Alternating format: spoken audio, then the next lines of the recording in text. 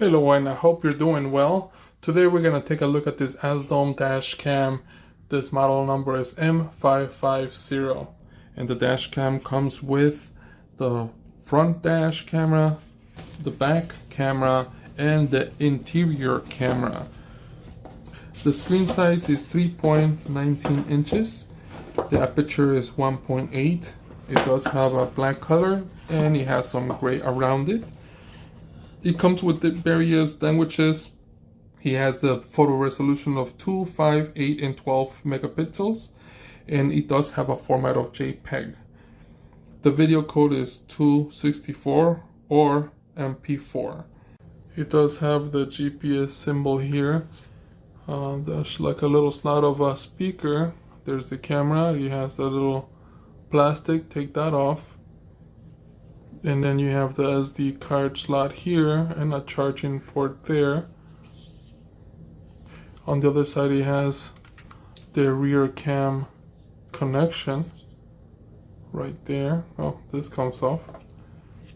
And then you have a few buttons on the bottom. And here it is to power up, down, OK, and menu. And this moves around, so you can put it in your vehicle however you want to, depending on your windshield. Let's continue with the box.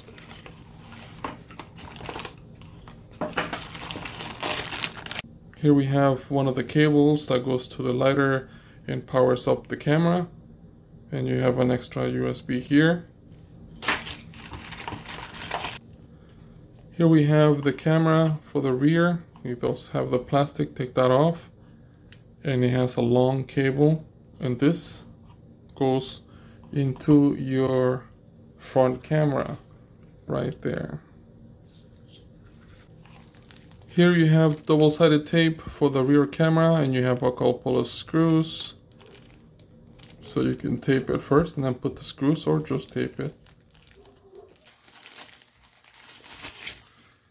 Here you have the extra camera. This one is the one that's gonna be facing the inside or the interior of your vehicle. And this thing swivels like that. So while this camera is facing to the front of the car, this one is facing inside.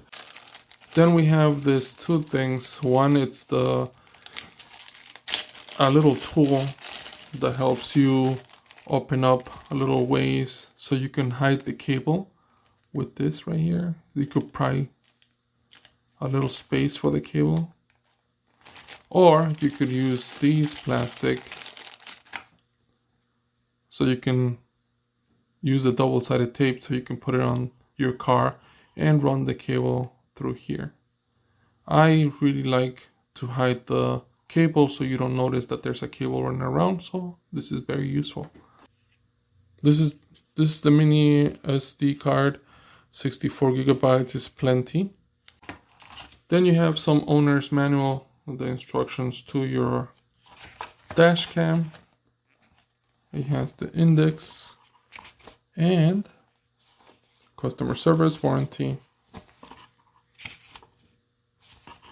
and all other stuff. All your questions are probably going to be answered here.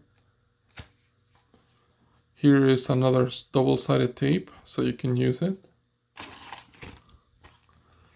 This is a square that you can mount on your windshield first. The entire thing goes in your windshield on one side, and on the other side, you can put the camera here. Therefore, you don't have to play around with this. This is probably easier to take off. So here is the entire thing that you get.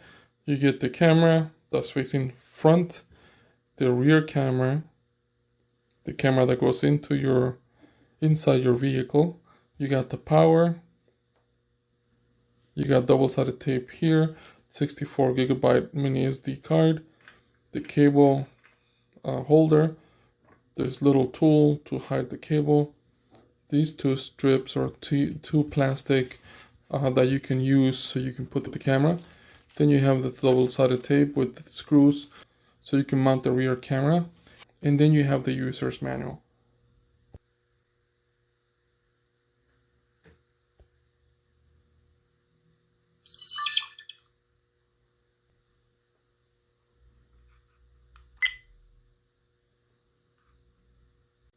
On the next screen, you can choose your language.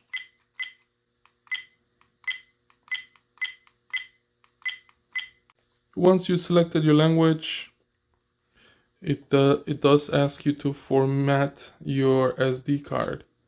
We're gonna select OK. Let's go to menu.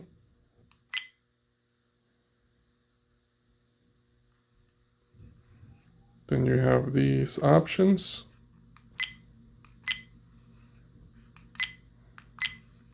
The first one is movie resolution.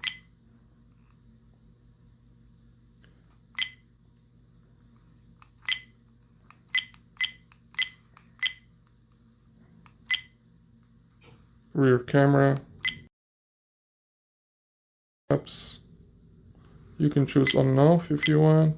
You can record audio, which is very helpful. Frequency. GSensor. You can play around with it. Let's leave it to medium. And then exposure.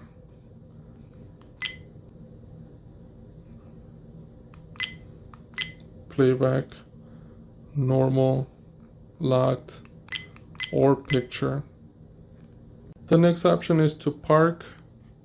On this option, if you wanted to record if somebody has hit your car or somebody has entered your vehicle, you can do that, but it's asking you if you have wired the camera correctly.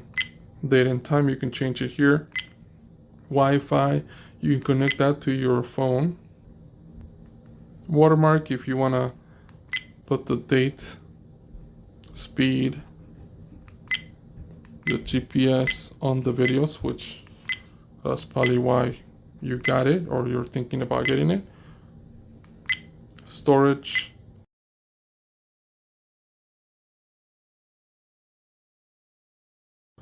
We have a total of 58 gigabytes free right now. Language, you can change it again. System, info. Let's see what's in system. Fatigue driver reminder. You can set it up to whatever hours you want. Speed unit, you can change that to kilometers or miles per hour. Beep sound, you can turn it off.